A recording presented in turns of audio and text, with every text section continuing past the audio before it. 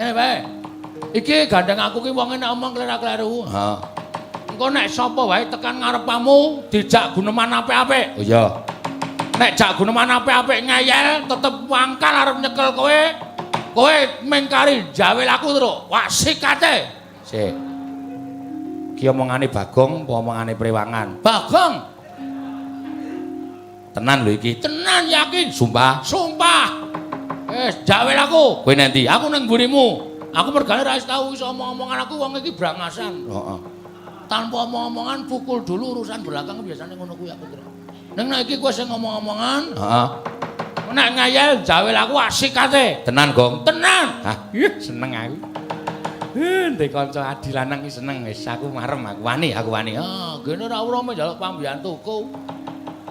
Wis kene. Jawel aku. Ya, ora minggat lho. Ora.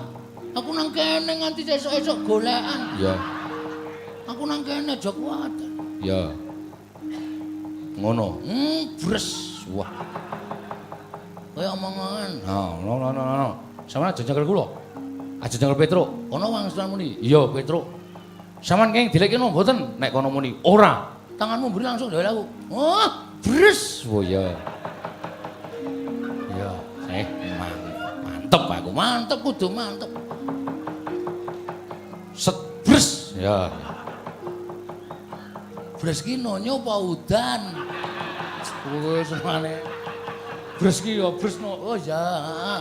Iki tenan lho kok tak percaya. Ah wis to. Nek tekane tak jai rembugan apik-apik. Pokoke angel jar rembugan jawel aku. Tonyo kabeh, Truk. Ya, wah seneng aku. Seneng wae mengkari omong ra seneng ora.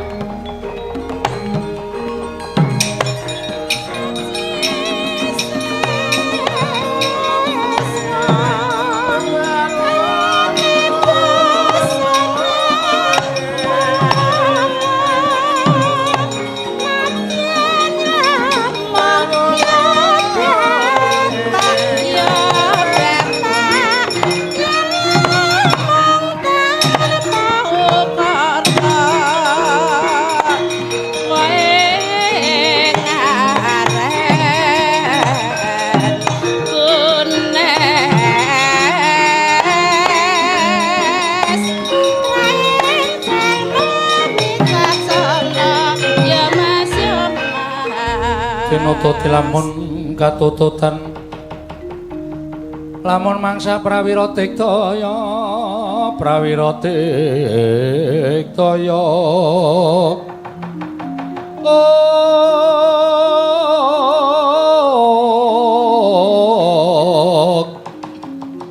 runanggono magawe gelari wang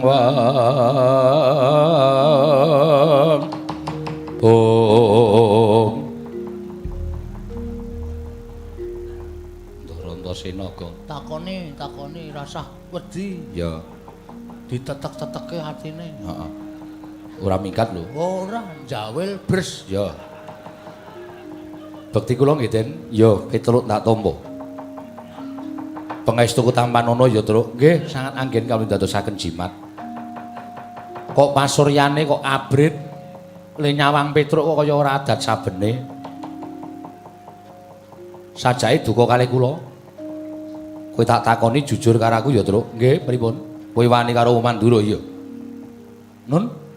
Kowe wani karo Mandura. Oh, wau to? Iya. Nggih, lha pripun? Nek pancen kowe wani mapano, kowe tak rangket tanganmu, tak kerincung sikilmu tak lebongi pakunjaran. Gedene aku mentolo karo kowe. Gong. Sik, wetengku lara itu. Aduh. Waduh. Iya iki wis ra kena dilekke, Gong. Gong, Kok sikek tak keprok watu cengelmu kan. Mak penjeluk lara banget. Aduh.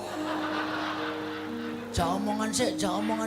Rada suwe men rada suda, Truk. jare arep bres. Bres piye?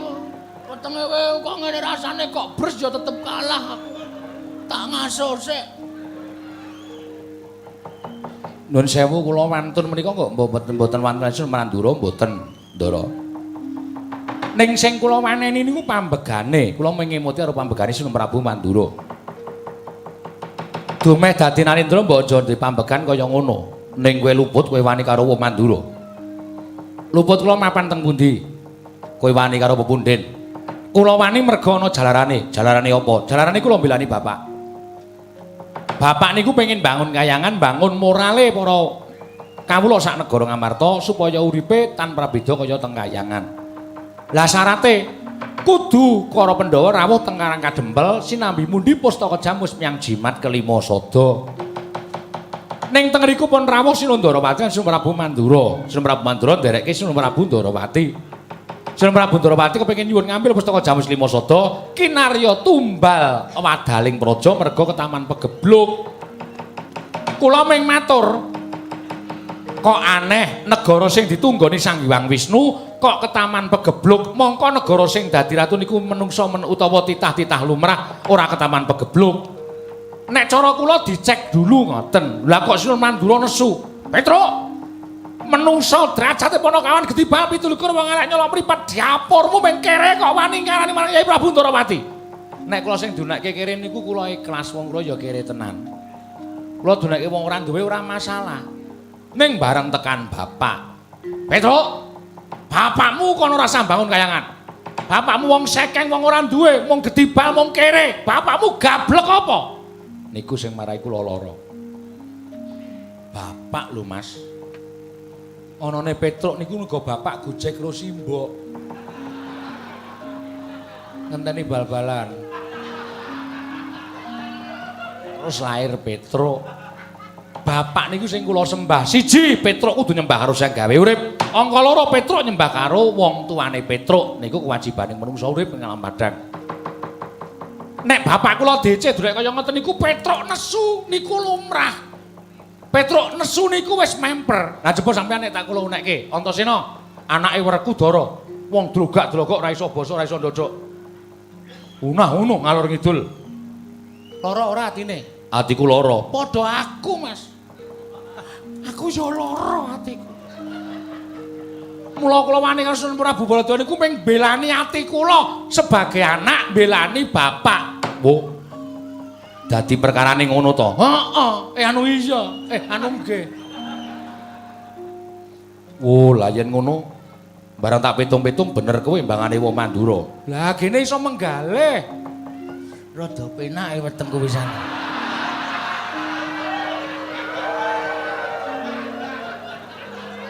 Mari, Gong. Mari. Ngentot aku. Ora krungu apa kowe? Ora. Karang tak ciutke kok. Ngono kok diciutke. Kadang kalau tak ciutke malah slender. Ngawur. Untung kowe rung tak cekel, Truk. Nek aku nyekel karo kowe aku dosa. Wah mesti kok ya wong jenengan ya nuwun sewu. Nek waton iso Truk anakmu kae dineng-nengi sik, Truk. Lho ya semen kowe ki kok ngurusi ora. Ngoten. Wah. Yen ngono malah kowe diancam uripmu karo kakang-kakangku, Truk. Lho, sinten mawon? Yen aku ngono tok elekke isih kena. Ning nek Kakang Garwa Kakang Antarja kae dilekke sok ora kena. Kumangka ya goleki kowe arep mateni kowe. Duh. Duh kok migren ta iki? Migren, gek beleken, gek flu, gek pilek. Gek kon bajul raimu apa piye? Ya ora nesu, Truk. Kan alasan kan sendiri-sendiri. Lambemu ora sak penake dhewe. Jengkel aku anggere ana bahaya kok mesti lara ana sing bab sing nyemelangi kok njur sirahe migren mripate gejala PC lan sampe terus. Ya ora ana Truk mripat kok gejala PC. Ya ana nek blawur-blawur terus ora weruh. Terus ana gejala bisu barang lek omong klerak-kleru terus ra iso omong terus ngono.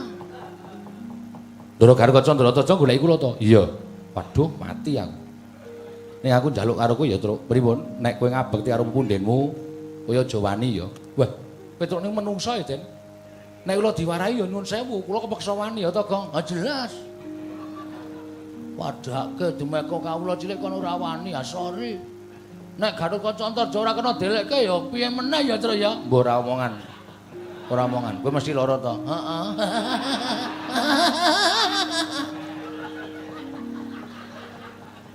Tak gajul sepatu modar kowe. Alah kowe sepatuku kok Sepatumu apa sedeng apa? Heeh, ketok kuwi sepatu 7.000, pakune entek 12.000 ya kuwi.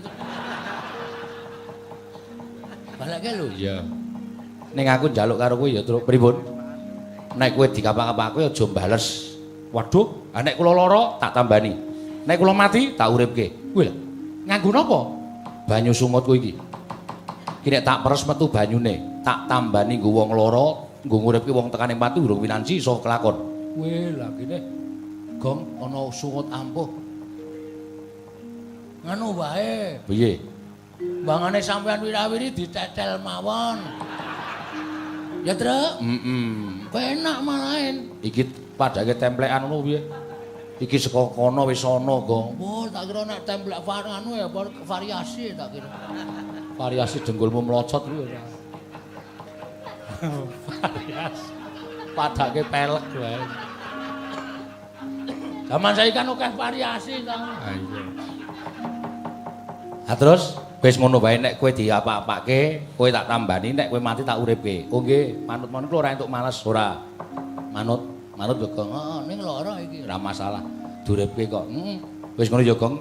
Truk aku tak ambles bumi. Lho sik. Ki aneh meneh sampean. Sampeyan arep nambani aku arep nguripi aku kok ambles bumi iki ku ngundang piye?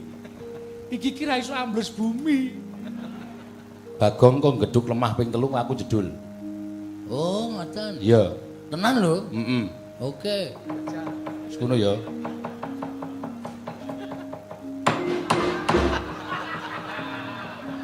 Ngopo? Ming jajal kok. Edan. Ya perlu dijajal ya, Tru. Nek di ngonoke ra metu. Hati was getun. Kemringet kok ora ngapa-ngapa. Lambene ra. Aku kulinae ngono kuwi. Kita ngonoke ra metu asem tenan ki aku. Nanti bingung aku ngantian. Lambemu lah. Lho karo kaca kok. Endi? Siap-siap. Heeh, kae lho ning dhuwur kae. Tunggu kene, Tru ya.